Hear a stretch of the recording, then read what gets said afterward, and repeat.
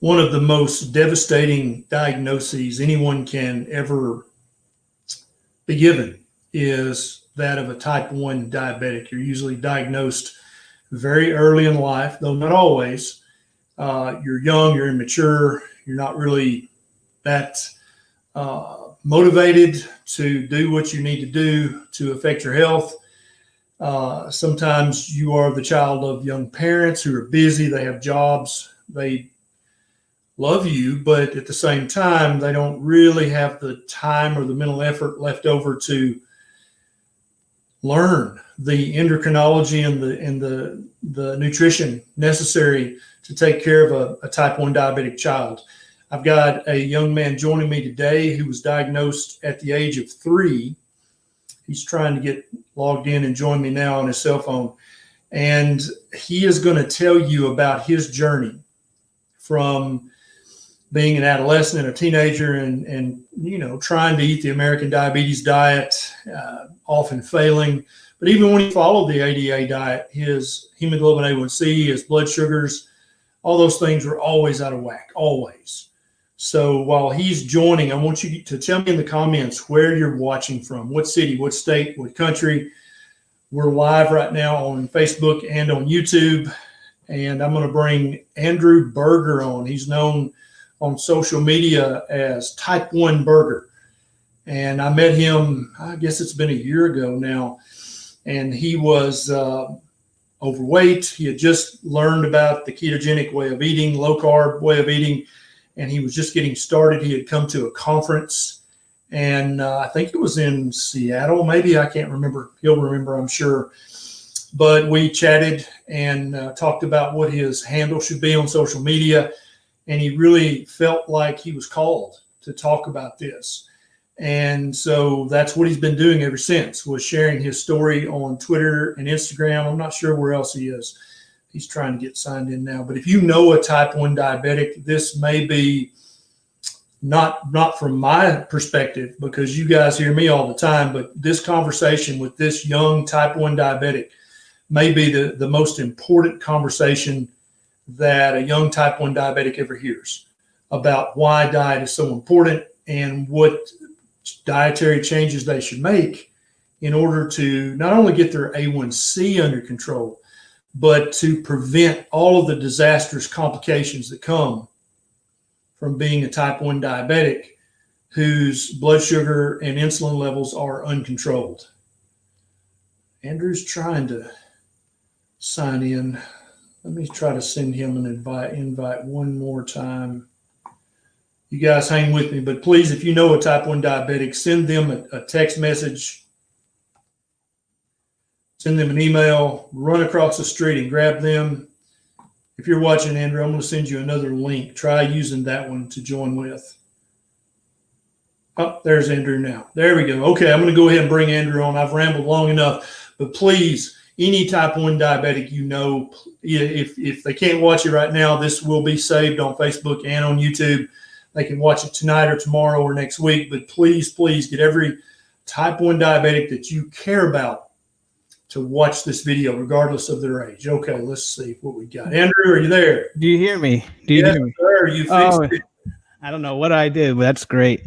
I know you were sweating there for a minute. Oh, man, it was the longest 10 minutes of my life right there.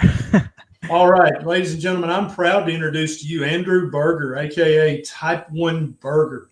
Andrew, I'm going to give you the floor for a minute. I want you to just kind of tell your story. Tell people your journey. We've got 900 people watching right now, and I've already put out a call to action for everybody. If they know a type 1 diabetic of any age, it's never too late. It's never too early to hear Andrew's story. So take it away, Andrew. Tell people your story. Thank you, Dr. Berger, for having me. I've been trying to do this for a little bit. Met you a year ago now. It's crazy. I saw a picture of us today, and man, it's a little. Yeah, a little bit. A little background about me. In November of 1993, I was 3 years old, and I was diagnosed with type 1 diabetes 26 years ago. I was told by doctors, eat, whatever I want, and just give insulin for it. And that lasted for quite some time. I was a happy young person in my early life, and things started to, right after college, around 2014, things started to dwindle for me. I was diagnosed with celiac. I had chronic blood sugars. I had chronic high blood sugars. Neuropathy was starting to happen. I had trouble walking for a little bit of time. I think my parents are watching and they're probably looking at each other like, I remember that. And in 2016, I actually moved out to California from New York for my dream job. And things were going great. But up until 2014, I started to see a little bit of deterioration. So one of the questions that is always asked when you go on a keto or a carnivore diet is, what is your why? You don't really just wake up and say, today I'm going to go keto. It's not the first choice in anybody's life, but there's always the why. So my why was, again, deterioration. And I went for a routine eye appointment in 2018, and everything was going well. And took one last test. My doctor said, Andrew, you might want to bring your mother in for this. I actually flew to New York just for this eye appointment. And he said, Andrew, you have a choice. He goes, your eyes are deteriorating. He goes, you have had high blood sugars for 20 years. And you have a choice. You either get on top of this disease and fix your eye problems, or you just fall apart. And he actually said, he just said, good luck. And I walked out of the office, and I remember crying all the way up Fifth Avenue in New York City that day. I still didn't know what to do. At this point, I gained 50 pounds in just a year at my new job. The food that I was eating that I thought was making me happy, I was eating like 3 bags of family-sized potato chips. It was disgusting, was making me depressed. I think you talk about this in some of your YouTube videos. I needed daily naps. My teeth were getting extremely yellow, almost turning green. And I had a binge eating disorder and a chronic carb food addiction. So what did I do? I went on Weight Watchers again for the 5th time. Now, the first time I lost 50 pounds, and then, well, I gained it back plus 10 more. I would try again. I knew it worked, so I was going to keep trying it. But for some reason, every time it got harder, and I didn't understand why. So I went on Weight Watchers, and I was going to the gym 6 days a week, move more, eat less, calorie in, calorie out. And I found a low carb podcast all by accident because I was playing my music out way too much and I was getting bored. Found a low carb podcast, this guy screaming about how bad Weight Watchers and the advice they're giving you. They said, you can't eat a piece of red meat. It will kill you tomorrow, but eat this low calorie pie filling. I mean, just the things they were telling you to do is so bad. Fat-free and low calorie. How could it be bad? Oh, yeah. So you've suffered from type 1 diabetes since you were 3 years of age. And I can remember early in my medical practice, I had 2 young teenage boys who were type 1 diabetic. And it was I loved both of those boys. Still know them to this day, great gentlemen now. But it was so frustrating trying to be their doctor because back then, early in my career, I did not know the power of a low-carb keto carnivore diet. I didn't know any of that stuff, right? So I would tell them, follow the American Diabetes Association diet, join Weight Watchers, go to the gym.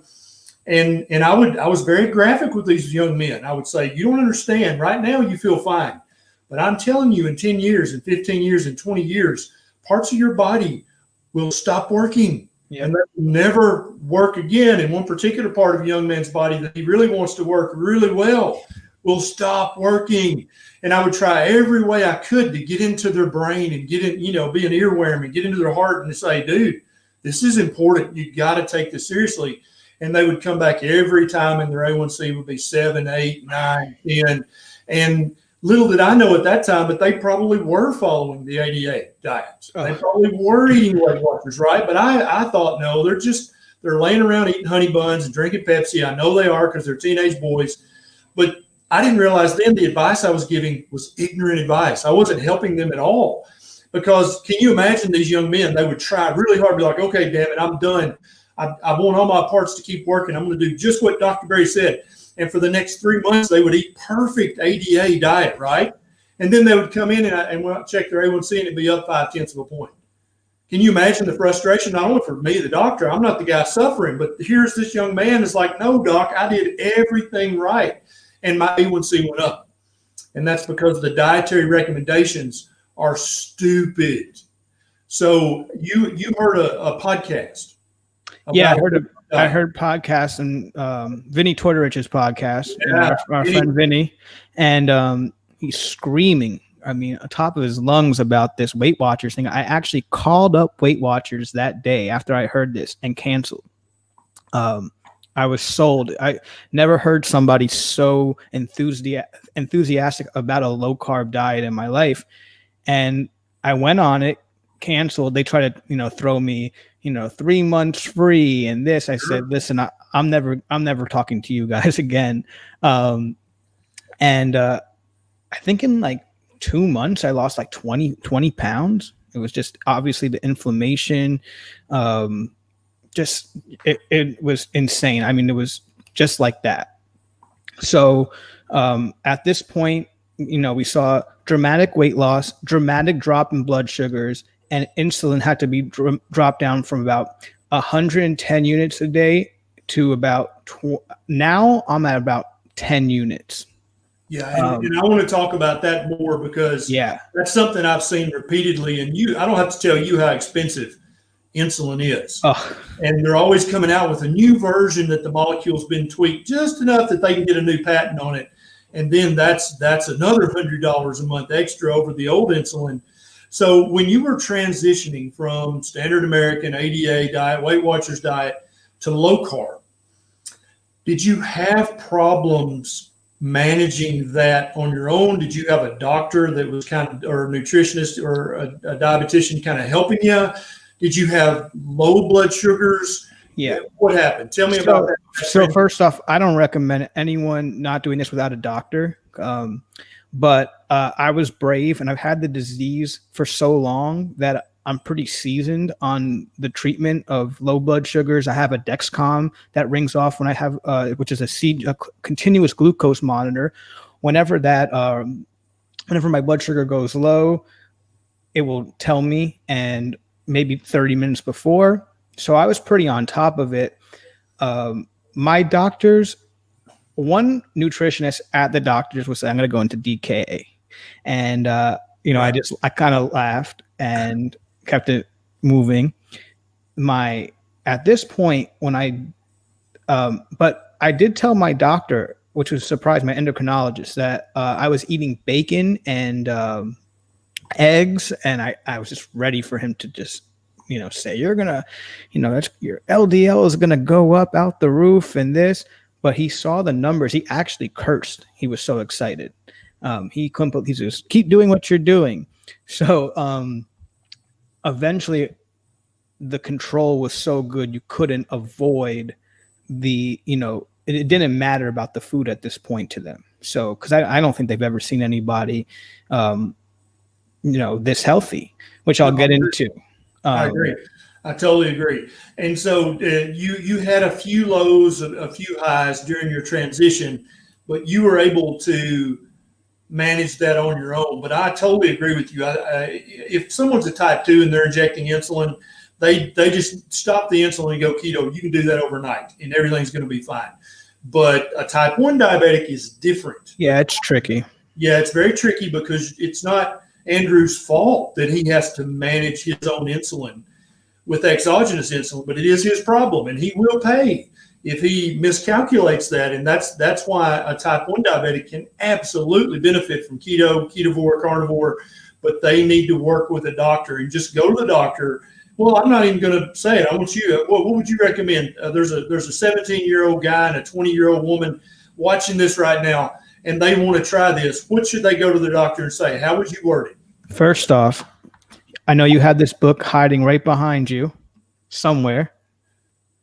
Yeah. This book is the start of your new life. Absolutely. this book is the start of your new life. I can't say it more. There's a link down in the show notes to it on Facebook and YouTube, because I knew it was going to come up, because if you're a type 1 diabetic and you don't own that book, you need that book. Yeah, it should actually be called the Diabetes Bible. I think every type 1, actually type 2 as well. There's a lot of great information on there. I didn't do things exactly his way, but I'm actually going a little bit back to some of the things he says, which is interesting, which we'll get into, as we go along in the journey. But let's see. That book, if you're a type 1 and you've never read that book, if you're a type 2, if you're a severe type 2 at least, obviously all the Dr. Berry videos I've watched, but this book is great to have. I really recommend every type 1 to read. If you're type 1, you must read that book. Yeah, and again, guys, there's a link down in the show notes on YouTube and up in the description on Facebook. It's Dr. Bernstein's book and there's a link. You just click it. It'll take you straight to Amazon. Buy that book today. If you don't have that book, 100% if you're type 1, and it wouldn't hurt you a bit if you were type 2 to get that book. Yep, absolutely. So just a quick recap. I started low carb in October of 2018. So it's been less than 2 years on low carb. But I started my weight loss journey just about 2 years ago, a little over 2 years ago, August now. In December of 2018, I started including a 16-8 fast, which I know you tell all your patients to do. That worked wonders. I was actually in July 2019, right when we met Dr. Berry, I just started carnivore. I remember I was just like, I saw you and I was already kind of doing it. And then you just said, I've been doing it for almost a year and a half now. And I was like, all right, I'm going to do it. I believe in it. And we'll show pictures in a little bit, what I used to look like. Absolutely. Yeah. But go ahead, Andrew. Yeah. August 2019, I did a 7-day fast, which doctors would have said that I wouldn't be alive to tell it. Yeah. I can just imagine you telling an endocrinologist, hey, I'm going to eat nothing but fatty meat, and I'm also going to fast for 7 days. The poor endocrinologist would just have a stroke and die. So I don't even know what to say to you. I don't think I ever told them that. There's some things better left out. And recently, May of this year, I went to basically a tier 4 carnivore diet, which is beef and water only. This is something that I saw people do that have really chronic autoimmune disease. It's not for everybody. But again, I'm trying to do things now that some would say is impossible, but I think it's worth a try. I think not trying is the biggest mistake. So, we'll talk about what I'm doing exactly right now, but we can go into it now. But that I do OMAD and sometimes 2 meals a day at most. And so OMAD, for those of you is 1 meal a day, and most people on a keto diet or a carnivore diet ultimately wind up eating once a day or eating twice a day. That we don't eat 3 meals a day with snacks in between. That's unnecessary, and Andrew will tell you that's going to screw up your blood sugar and screw up your insulin if you're eating 3 meals a day with 3 snacks in between. That's actually what type 1 diabetics are taught. That's what doctors and dietitians are taught to teach type 1 diabetics. And then you do this math that then you calculate how much insulin you're going to need to match the amount of carbohydrates and protein you just ate. But Dr. Bernstein's book is so eloquent when he breaks that down. You can never calculate that. You can never know the insulin units that you're going to need to meet that bolus of carbs and protein. You never get it right, ever. And it's not your fault as a patient. It's the fault of the doctor who told you that was possible in the first place. You just can't do that. And so, and so Andrew can tell you as well, it just, you're never going to guesstimate how many units of insulin you need to meet the carbs and protein. It never works out. Yeah, I totally agree with that. And, now I'm adopting something that's, I would say is pretty, I guess they would call it a quack for sure. But Sophia Clemens of Paleomedicina, seems to have reversed many patients with type 1, LADA, MODI patients as well, which is maturity onset of diabetes of the young, and latent autoimmune diabetes of adults. And I don't know if I'll ever get off of insulin shots, but I do think I can get down to 1 or 2 units a day. So, like I said, I'm trying everything I can do. Yep. Have you had a C-peptide check lately to see if you're making more insulin? Because I've got 2 very interesting carnivore type 1 diabetes stories I want to tell in a minute. I'm just curious if you're following your C-peptide to see if your pancreas is maybe waking up as you fight against the autoimmune condition. Yeah, I'm still low. I'm at a 0.2. So, but I have hope. I think we can.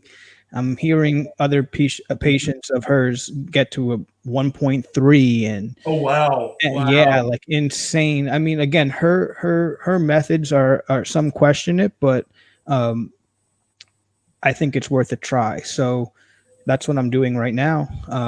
Good. Let me tell you, I had 2 gentlemen right before my clinic burned down. Type 1 diabetics. They were in their 40s. They were both very slender. They were that skinny type 1, right? And they were both carnivores. And I had one of the guys had been my patient for years, and I had seen his C-peptide go from 0.1 up to 0.3, which is still not normal, but that's moving in the right direction, right? Yeah. He used 10 units of Lantus at night. That's it. And he ate a carnivore diet, right? Now the other guy was a little older, and he would travel to come see me. He lived in East Tennessee, so he drove hours to come see me because he knew I knew about low carb. And he was carnivore, and he used 9 units of Lantus at bedtime. And his A1C, he brought me his old records. It was less than 0.1 for years and years. And when I saw him and checked it, it was 0.4. And so, right. And so I'm not saying that low carb keto carnivore will reverse type 1 diabetes, but I have seen 2 patients myself have a C-peptide, which is a proxy marker for insulin, right? Endogenous insulin production. Their C-peptide went from essentially 0 up to 0.3 and 0.4. And not more importantly, but very importantly, they were using 9 units of insulin a day, 10 units. That's all they were using. None during postprandial or preprandial, just bedtime long-acting insulin. Is that what you're doing now, Andrew? I'm still giving insulin for meals, but it's such a small dose. First off, I'm off of Humalog insulin, which is the main insulin that the insurance companies love to put you on and give you 3 bottles for $5 if you are on insurance. And if you're not on insurance, they like to charge you $1,200. Without insurance, the insulin I'm on is actually like $25. So I'm on Humulin R and something called Humulin N. These are the most old school insulins you could find, especially N. I mean, my endocrinologist looked at me like I had 5 heads when I asked for Humulin N, and he said, it's too dangerous. And I said, look, trust me, I got it. And I've been using it for spikes, for protein meals, because protein takes about 6 to 8, 10 hours to actually digest, depending on how much you eat.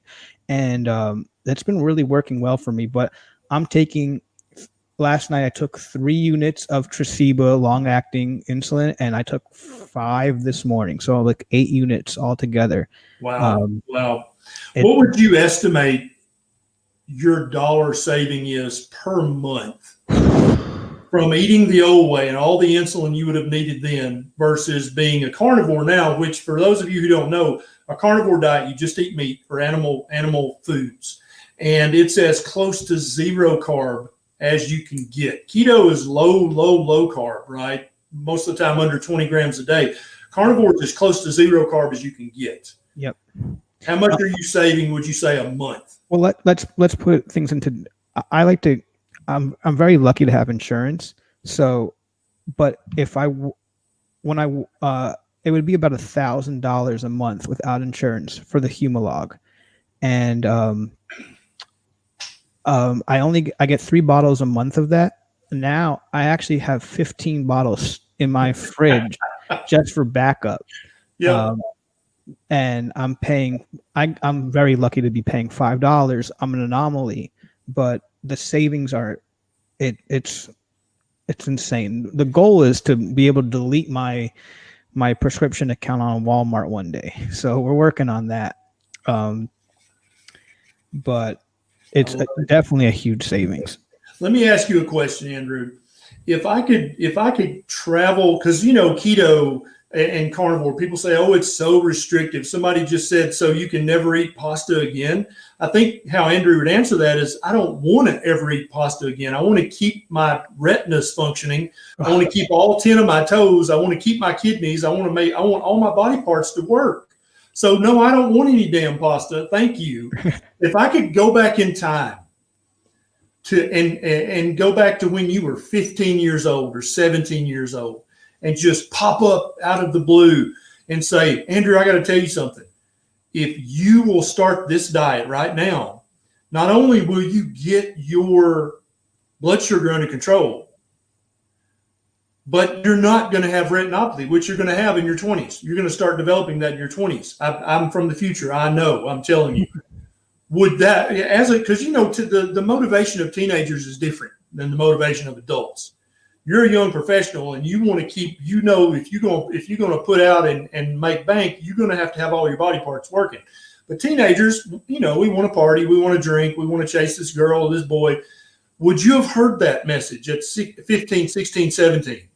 That's tough. I don't know. My mom thinks no, but I think I think it, like somebody else, I speak to a lot of type 1s regularly, and they just said it just takes a mishap for you to change. And I think things were going, well then, but maybe if you would have showed me the data, I would have said, all right, let's give this a try.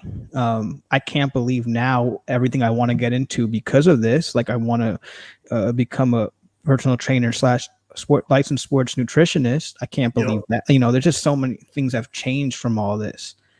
So, but it's just very, who I don't know. That's a really good question. I wish I could, answer. The reason I ask is I have so many parents who are on this journey with me on Facebook and YouTube who have young children who are type 1 diabetic.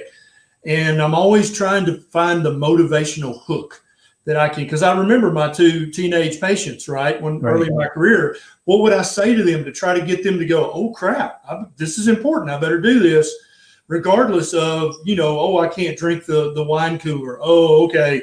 Well, I'm always looking for that motivation, how to get into an adolescent or a teenager's head and say, hey, this is a big deal. I mean, what's interesting is like, if I knew I was going to feel this good, that that's the thing. It's I feel like this is the best I've ever felt in my entire life since being diagnosed at 3 years old. I don't know anything differently. But now I feel like, wow, this is what life is supposed to feel like. Yes, absolutely. And you've got some before and after pictures I want you to share here in a minute. We got a question from D. Mulkey. It says, where can I find the data for type 1? So Dr. Bernstein's book, there's a link down in the show notes. There's also a Facebook group called Type 1 Grit, and I've got a link to that in the show notes as well if you're on Facebook. That those guys, they follow Dr. Bernstein's method, which I don't agree with every single thing Dr. Bernstein says, but I 99.9% agree with everything he says, and I can't even express to you the amount of respect I have for him. Once you read his life story, he's a type 1 diabetic. Yep. Basically because he figured it out. You eat low carb and it all gets better. And he had to go to medical school. He wasn't even a doctor. He had to go to medical school to get the medical establishment. And he's 86. He's I think he's the longest living type 1 diabetic. Facebook lives all the time. Yeah, and he's in incredible shape. I think he works out every day for 2 hours. It's he's insane. Also, I guess a good motivation, a way to motivate people is look at Halle Berry. She's a type 1 for 30 years, and she's been keto since her diagnosis. And everyone, it's not me who thinks this. It's everyone on her comments on Instagram says, how do you do it? They don't understand how she looks so good for her age, and she's not as young as she was 20 years ago. No, but she still looks great. Yeah. And am I the only person who wonders why Halle Berry, who's super famous and super beautiful, Halle, if you want to come on and do a live with me, 100%, just shoot me a DM. Am I the only human on the planet who wonders why Halle Berry is not a spokesperson for the American Diabetes Association? Why would the ADA not want someone as obviously healthy, beautiful, intelligent, successful as her? Why would they not want her as a spokesperson? I can't figure that out. And I've tweeted to the ADA several times. I'm surprised they haven't blocked me yet. And said, Halle Berry, why would you not have her be your spokesperson? And I'd never get a reply. So I don't know. Yeah. One thing I do want to bring up is, for me, I think this is a big deal, and I think a lot of people would benefit, is exercise really helped me as well. I'm pretty sure you know Dr. Ben out in Arizona, but his workout plan really changed my life, because I hated going to the gym eventually. I was just getting tired of it. And now I work out twice a week for 15 minutes and it works. It's actually, I have triceps now, and they're coming in, they're getting there. And, I just think, when I met you, where was that at? Was that in Seattle? That was in San Diego about a year ago. San Diego. Yeah. So when I met Andrew, he didn't have a six pack. He had a keg. Oh, I don't know if I have a six pack yet. But now he's got triceps. Do you have some before and afters that you can share on the screen, and I'll pop them up if you do? Yeah. Okay. So, how do you have them, or do you want me to? No, I don't. If you can pop them up, yeah, I will share them. Yeah, you just hit share screen and then pick what you want to share. Oh, okay, perfect. Yeah. If you can get them, we'll show them. If not, that's okay too. No, I got it. Perfect. Okay, let me see. Just give me a second. You keep talking. Sure. Yeah, no problem. Let's see. Let me see if I've got a question here. Guys, again, let me admonish you, if you know a type 1 diabetic, if you love a type 1 diabetic, either out in the open or secretly, please share this video with them. Send them a direct message, send them an email, write them an old letter, and use the postal system, because, we need to support our local postal system. But please get this information in the hands of a type 1 diabetic. If you know, buy them a copy of Dr. Bernstein's book for their birthday. That'd be probably the best gift that you could ever give a type 1 diabetic. Yeah, I totally agree with that. 1 second. I'm going to share my screen. It'll pop up, and then I'll be able to share it up once you get it. Okay. You see it? Yep. Okay. Now I'm going to add this to the screen. Okay, guys. Make that full screen. There you go. There you go. Now let's see how I can make this. There we go. Let's do that. So that's the guy I met in San Diego a year ago.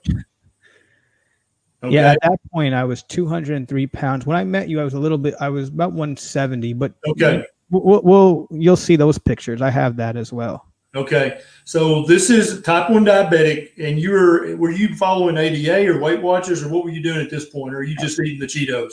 Yeah, I was eating the Cheetos. There was that. Let's look at 1 second. So this is a good side by side. Well, can you see this? Yep. Okay. So that was the 2018, 203 pounds. Yep. October 2018, 185. April 2020, 147. June 2020, 133. And yeah. So you can imagine when Andrew sent me his picture to do this live, I was like, he looks vaguely familiar, but and then I saw the before. I was like, oh yeah, I remember him. Yeah, that was. Let's see. I think there's a picture of you and I. This is a year ago. That's a year ago. That's the guy. Yep. And we were trying to figure out what his social media handle should be. You figured it out. Yeah, we figured it out, and it's working pretty well. Yeah, I totally agree. Congratulations. That's awesome, man. Thank you. I know you said, I remember you saying, when you're ready, we're going to go live. And I was bugging you, but I had to get it done. People need to hear the story. And Absolutely. there's more to it. We're not done yet. And then this was this is crazy too. Yeah. You can see that. So these are just some of the pictures. But so in this picture on the right, or on the left, he's basically eating as many carbohydrates a day as he wants to, and then he's attempting to do the calculation and then inject enough insulin to compensate for the carbs and a little for the protein. Yep. And when you use too much insulin, whether it's endogenously coming from your pancreas or exogenously coming from a needle, it doesn't matter. Insulin is insulin. It's a fat storage hormone. And the very thousands of type 1 diabetics out there are also insulin resistant because they're eating so many carbs, they're using so much insulin, they down-regulated the insulin receptors on their cells. Yep. And now it's like they're a type 1 and a type 2 with metabolic syndrome. They're completely screwed. I was type 2. Robert Sivis said that to me at the conference. And when I showed him all my when I told him about what was going on, he said, "Congratulations, your type 2 is in remission." I was giving probably about 30 to 35 units per meal in that picture before on the left, which is just insane. I was resistant to the insulin I was giving. Also, I wanted to bring something up that you mentioned. You talked about, about the pasta thing. This is actually the most liberating way of eating I've ever ate in my entire life. I used to feel like, there was all these choices to eat and I didn't know what to do. Now food is such an afterthought. Coming from someone who binge ate carbs to now doesn't think about food, that is one of the most beautiful things that happened. If you would have told, I was just doing this to lose weight. I didn't realize that my sugars would come down, my depression would go away, my teeth would get whiter. I didn't realize any of this. And I mean, you also lost so much weight since that picture. I didn't even realize until we're talking just now, but it's insane, Yeah, I keep moving slowly towards my ideal body weight. And I'm like you, I'm not really trying to lose weight. I'm just eating as much fatty meat as I can hold once or twice a day. And that's it. And then all of a sudden my body says, okay, everything's fine. We're going to drop another 5 pounds. We're going to drop another 7 pounds. And I'm like, okay, that's fine with me. Yep. And then everyone says, oh, you're going to die from your cholesterol being so high. So I do want to just bring this up. I'm looking at my recent lipid panels. My total cholesterol,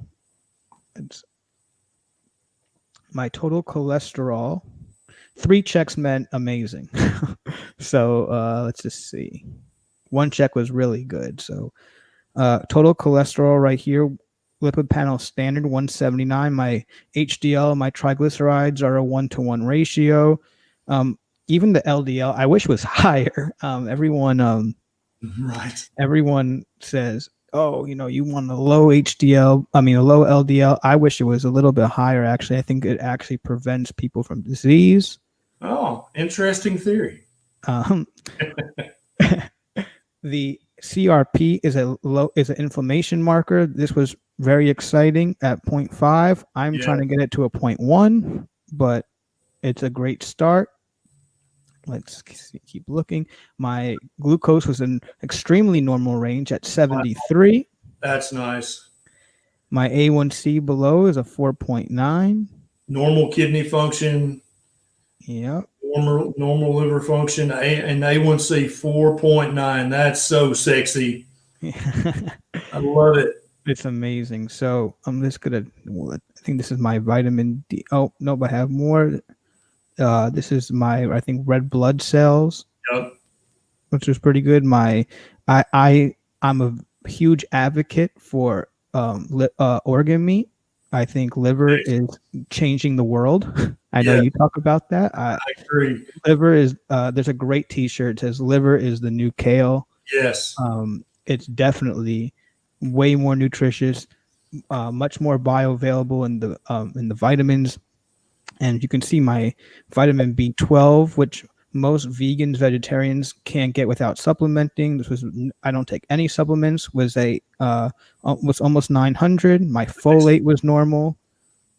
And then the last thing was, this is the big talk, was vitamin D. can get a little bit higher, but it was in normal range. Most people are in the deficient. Yep. I was in the optimal. So very well done. Very well done. And so anybody out there listening, this is all possible. I'm not special. Andrew's not special. We just, both of us kind of accidentally happened and tripped upon this low carb keto carnivore thing. And once you really start to think about it and look into it, you're like, that makes a lot of sense, actually. I'm going to try that. And once you try it, you just don't ever go back, because you'd be an idiot if you ever went back. Will you ever not eat at least keto or carnivore? No, not even a chance. It doesn't make sense. So you don't feel deprived. You don't feel like you're missing out on the pasta or on the Danishes. Literally how you feel on a daily basis. It's so amazing that you literally don't miss the pizza crust or any of that. Not even a little bit. And even the smell, like the Kroger, Ralph's near my house, they're always frying chicken, and the canola oil smell, seed oils are so rancid. Yeah. They used to smell good to me, but now that what I know about them, I think it shows you how mental a lot of this stuff is. Sylvia wants to know, do you take any supplements at all? No supplements at all, Sylvia. How about that? So that now you get to save even more money and just not take any supplements. Yeah, no. I mean, I do have like fasting magnesium, like the Element with Rob Wolf brand stuff. I know there's Keto Chow. That's great. Yep. But I don't feel I need that anymore. Any of that stuff. So I don't needed to transition to keto. Yeah. And I eat fat bombs. I used all the keto shakes, but now I never need to touch any of that stuff. Yeah, no. And you are what your diet is. So like, my skin's cleared up since that picture. Your skin's cleared up from that picture.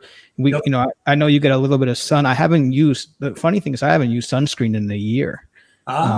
Again, I was just talking about this on a podcast earlier. So you found you can stay out in the sun longer. Oh, I go out in the sun for about an hour, maybe an hour and a half a day, and I don't think I'm burned. Do I look burned? No. Right. Okay, just making sure, Doc. Sun 5 times longer than I used to could. I used to be the guy who would say, "Hey Siri, wake me up in 10 minutes" when I was on the beach. So because then when I got my alarm, I had to go get under the umbrella, or I would ruin the vacation because I would be miserable the rest of the time with the sunburn. I can play with the kids on the beach 5 times longer now, and I think that's amazing. Yeah, definitely. So looking at everything at this moment today, I'm about 75 pounds down. My A1C when I started was about an 8. I'm now 4.9%. That's not a fake 4.9%. I got it in 2 different blood tests at 2 months apart, which I know it's usually 3 months, but it didn't come back 5 or whatever. So excellent. I went from about 45% body fat to 17% body fat, which is insane. I've actually had patients, Andrew, come to me and who are keto, and they would have went to see the endocrinologist. And when the endocrinologists would see their A1C under 5, they would freak out and tell the patient, literally, this is very dangerous. It's dangerous to have an A1C this low. And they're like, what are you talking about? How is it dangerous? It's a 3-month average. It's not an acute measurement. But the endocrinologists, they've never seen an A1C under 5, right? Ever in their whole career. And they're like, oh my God. Yeah, well, it's funny that you mentioned that. I'll never forget the nutrition, the nurse practitioner at my endocrinologist office said to me, there's a study out that's showing that an A1C below 6, there's no benefit. And I definitely had a few words I'm not going to say on this. The study they're talking about, I don't know if you've read it or not, Andrew, but what the study actually showed was that aggressive control with medication, and the medications worked by raising your insulin. So it was either injecting insulin or taking something like glyburide that caused you to make more insulin. Aggressively lowering A1C with medication was not beneficial. Exactly. It didn't study diet at all. Yeah, Yeah. I couldn't believe it. I was so upset. She knew I was upset, and she goes, "Well, I'm just supposed to show you the information." I said, "Well, stop showing that information to people because it's BS." So right now, my blood sugars run from 65 to 95 most of the time. Right now, post meal, I'm 89, a little higher than I would like, but I'll take it.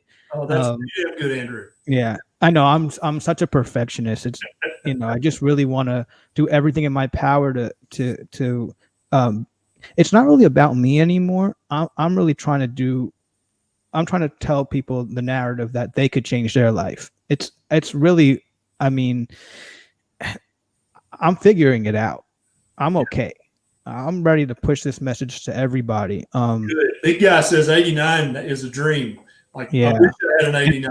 That's awesome. Yeah. But I love it that you felt immediately compelled when you figured this out to start sharing this, didn't you? To start. Yeah. It took me a little time, but I knew I had to share it. I just wanted to get it to even better. Like when we met last year, you were telling me, make sure people hear your story because they need to hear your story. My story then was pretty good. Now it's amazing. So that's why I was saying we got to do this now. We got to get this message out. Type 1 diabetics are the most lost. People don't talk about them ever. And it's because it's a very hard to understand condition. Type 2, we can try to get people off of, it's a lot easier to get people off of, insulin or drugs because they're just insulin resistant. If they didn't burn out their beta cells, we can get them back pretty easily. Type 1 is a very tricky thing that most doctors don't even want to talk about. True. So it's pretty, we're pretty left out. I'll say that, but it's, it's doctors like you who talk about us, Civis. These are the guys that are changing. And here's part of the problem, Andrew. Type 1 diabetics are actually a very small percentage of the entire diabetic community. But it's funny you say that because you're seeing a lot more of the MODI and LA. I think it's LADA or LADA. Absolutely. Maturity onset of diabetes of the young. You're seeing. I mean, that to me is actually just type 2 diabetes plus. It's or 1.5 as you've called it before. I personally think if you do the right things, you can get off of that as well because these are all new chronic diseases. I think type 1, when I got it, was reversible. Then if they early on. And you know what? Maybe I'll be the first. I don't know. I'm just saying. I'm putting it out in the universe. I might be the first, one of the first guys to have it for 30 years and be able to, recreate some type of beta cells that maybe I'll get it up to a 1.0 or 1.3 on my sleep peptide. And then I could have maybe a pancreatic transplant because then it won't, a pancreatic transplant won't work now because autoimmune will just kick it out again. Right. But let's say I get it back up a little bit, you never know. So just a thought. I'm just putting it out there in the world. I'm not saying it's. Please be that guy. Please be the first guy. I would. We're working on it. My diabetic retinopathy right now is reversing. I'm seeing better and better every single day. Everybody, shut up. Put down your phone. Listen carefully. Say that again, Andrew. Yeah, my diabetic retinopathy is reversing. It's 2 years ago. It was the inevitable. I'm going to need shots in my eyes. I'm going to say it again for people that don't have diabetes. Shots in my eyes, and now my retinologist has said to me, come back in 6 months. Before it was once a month. It was okay. You know what? This is pretty good. Come back next month. No, we're at 6 months now is my next appointment. So my teeth are getting whiter. I do believe that's not from my old Sensodyne toothpaste that I don't use anymore. I actually use coconut oil. It's probably the only thing that's not carnivore in my diet, but I'm not actually ingesting it. But Dr. Al Dannenberg he's great on if you have bad teeth, it's actually because of poor diet, bad microbiome health. 100%. So I've cured my depression. I'm happier than ever. Everyone says, even though I'm bald now, I look younger. That's 100%. crazy, which is just insane. And like I said before, eating is a second thought. This is the most liberating way of eating. And lastly, I'm lifting really heavy. Well, unfortunately, there's no weights. I'm using resistance bands right now because of all my gyms are closed near me. But I'm lifting. I was doing when I started. I was doing 60-pound leg presses. Now I'm at 200-pound leg presses. I'm deadlifting 185 pounds. When I started, I was doing 70. So I do think exercise is burning the candle in both directions versus one. So I know it's for some guys it's a little bit harder. So exercise might just be getting up from the couch 20 times a day. That it depends on where your activity and exercise level is. So I totally agree. Yeah. I'm just now. And so retinopathy was the only complication that you know of that you had. I'm pretty sure I had neuropathy and was starting to happen. I don't have that now. Sometimes, like if I have my foot up for too long, I'll get like a little. But I think that's not neuropathy. I think that's. But there was a time I had a lot of trouble walking, and I lived in New York, and I walk everywhere, and I wasn't walking for a while because I had some trouble. So I think I was reversing. I think I reversed that. It was minimal, but I was going to have it regardless. I don't think I would have been alive in 6 years if I was eating the same way. Personally, I think I was in a really bad shape. Yep. Now, something I'm looking into is, like I was telling you earlier, I'm going for my licensed primary sports nutritionist certificate and physical training certificates. Again, I have a message I have to tell people about because I was extremely sick, and now I am reversing that. So I continue to research low carb in the low carb space daily. And my new big thing is seed oils. I think they are probably no one in this world should be eating them, including gluten and probably dairy. Those are two things I'm not convinced people should be eating on a daily basis or ever. I totally understand. So what do you eat in a typical day? Holly asked this question, and I think everybody would like to hear the answer to that. Give us a typical day of when you eat and what you eat. Well, things are a little different for me right now because I'm looking at a different approach with Zofia Clemens, but I eat protein and fat at every meal. Right now, I'm still doing beef only, but that would consist of like a ribeye steak and more fat on a 2-to-1 protein fat to protein ratio. But that's something I'm doing because I'm trying to reverse chronic autoimmune disease.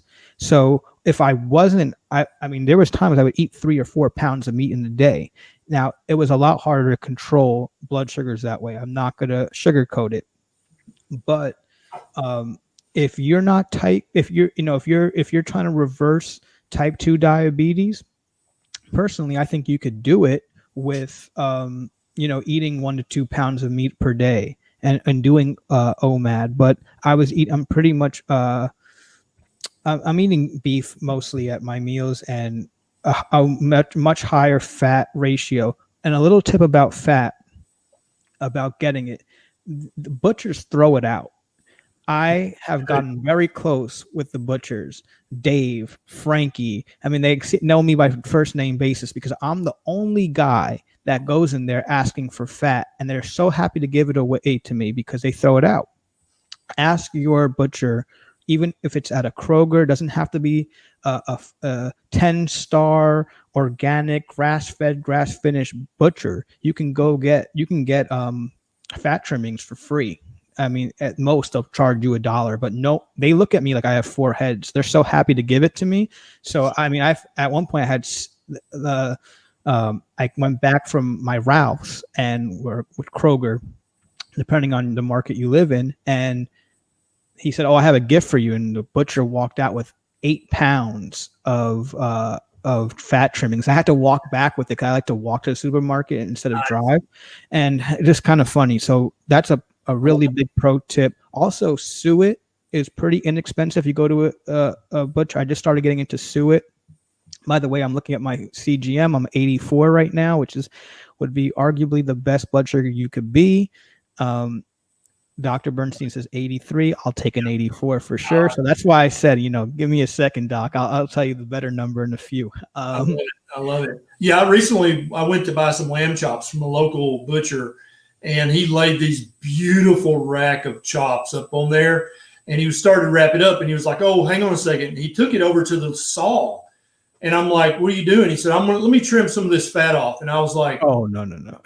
I trim my fat off, brother. And he's like, "Oh, you want it?" I'm like, "Hell yeah, I want it. What's wrong with you? It's what, sheep fat? Yeah, I want it. Come on." So everybody, he's exactly right. Even at the bigger box stores, if they have a meat guy, because some of them don't even have a meat guy at all, much less a butcher, but they will make up special blends of ground beef. If you're like, "Hey, I want 60, 40, I want it to be as fat as it can possibly be," they'll do that. They'll give you the fat trimmings, and you can render that down for the most beautiful lard or beef tallow you've ever seen. You just you need to be friends with the meat guy. 100%. Yeah, 100%. Become friends with the meat guy. Don't use processed seed oils. Use hard fats, preferably beef tallow. I recommend. I just think that's probably the best, but there's lard. Lard is great. They have codes at the supermarket for both beef and pork fat trimmings, but the problem is nobody ever asked for it, so they just throw it away. But they'd be happy to sell it to you for $1 or $2 if you just asked. I don't even think they care to sell it. They literally just throw it out. I'm 3 for 3 right now with butchers on fat trimming. So suet they charge for, but actual fat trimmings they cut off like a ribeye or whatever, they've been giving it to me. So that's a fat pro tip. Sweet. I love it. Andrew, we're about to wrap up this hour. I want you to wrap this up for somebody, a brand new, just been diagnosed a few months back with type 1. They got given all the handouts, and they went to the new type 1 class. They've been on the American Diabetes Association website. Break this down so they can understand, and give them simple steps, simple instructions, however you want to give it to them. Help them understand how to get from, because, a newly diagnosed type 1 diabetic, they're like, "Well, I'm screwed. I'm never going to be healthy. They'll be chopping my legs off. I'm going to be on dialysis. I'll be blind." Give them hope, because they're 100% there's hope, and help them find their way out of that confusing forest into the light. Yep.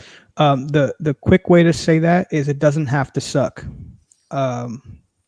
You are in control of your destiny. All that stuff they give you at the doctor's office, respectfully throw it out. Throw it out. It's crap. There is so much great information. Follow Type 1 Grit. Dr. Berger is an incredible source. I want to thank you, because through this journey, I watched your videos, and I remember the first time I met you, I said, I've watched like every single one of them, and I'm not here without you right now. So thank you so much. Keep doing the great work that you do. But yeah, throw all that stuff out from your doctor. If it has a little sticker that says from the American Diabetes Association, throw it out. Garbage. It's not good. Nothing with a label. I really recommend it shouldn't have more than one ingredient with food.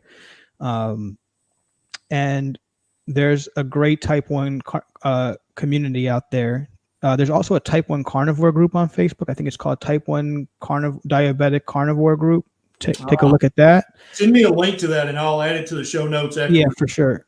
I'll definitely do that. And also, if you want to follow me, I actually encourage people to email me and tweet me or Instagram me. It could be on a regular reply or in a comment or a DM, but please reach out to me. I will answer every question I can. This is not about me anymore. So on Instagram and Twitter, it's type 1 Berger, and my email is type 1 Berger, Berger gmail.com, and I'm happy to answer any questions to, because it's, again, we're trying to push the knowledge out there that you could change everything in your life and feel a way that you've never felt before in your life. So I just want to make sure that people know that. Excellent. Thank you so much for joining me and sharing your story. When I first met you in San Diego, I knew that you were the guy that was literally going to help lead type 1 diabetics out of the wilderness. And that's why I put that bug in your ear and I said, hey, you need to step up and share what you're doing. And here you are, you're doing it. And Thank you. I want you to never stop doing this, because so many type 1 diabetics are misled by well-meaning people. There's not a conspiracy. Their doctor means well. Their dietitian means well. They just don't know what the hell they're talking about right now. But with people like Andrew Berger out there, we're going to teach them, not from the top down, but from the bottom up. That shouldn't be that way, but that's the way it's going to have to be. You know what? I'm here for the challenge. And I said it in another talk. I said, I'm dedicating my life to science, whether it's my body. I don't think anything I'm doing is harmful at all. And if I feel like it's harmful, I'm going to eat a steak. I'm not worried about harming. I really, truly believe this is the way to live life. If you're sick or you have an autoimmune disease, we can change the world. That I truly believe that. And we'll keep hopefully there's 10 more of me that are doing this and changing their outcomes. You keep running your mouth, there'll be 10 more of you, then there'll be 100 more of you. It'll grow exponentially. So that's why I told you in San Diego, and I'll tell you again today, share your story and help other people reach the health that you now enjoy. You enjoy that health, but you earned it. But your job is to help other people understand. That's your job, brother.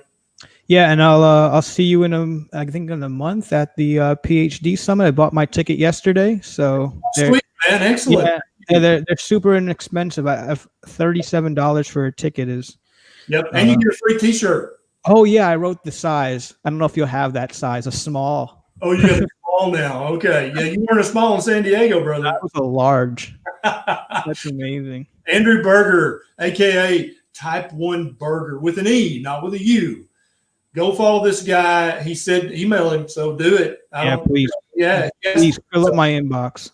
Yeah, fill his inbox up with questions. This guy's going to help you understand. And then when you've reached the point Andrew's at, then you can start helping people, because that's how we're going to take over this messed up world. We're going to do it one person at a time. It's a grassroots movement. You got it, brother. Thank you so much for joining me, and thanks to everybody else for sharing this video, because you could literally save a type 1 diabetic's life by sharing this video. And it has nothing to do with me. It has to do with Andrew Berger's story. So thanks for joining us. Feel free to share this. It will be available for replay on YouTube and Facebook. So if somebody can't watch it now, they can watch it later. Thanks for joining us, guys.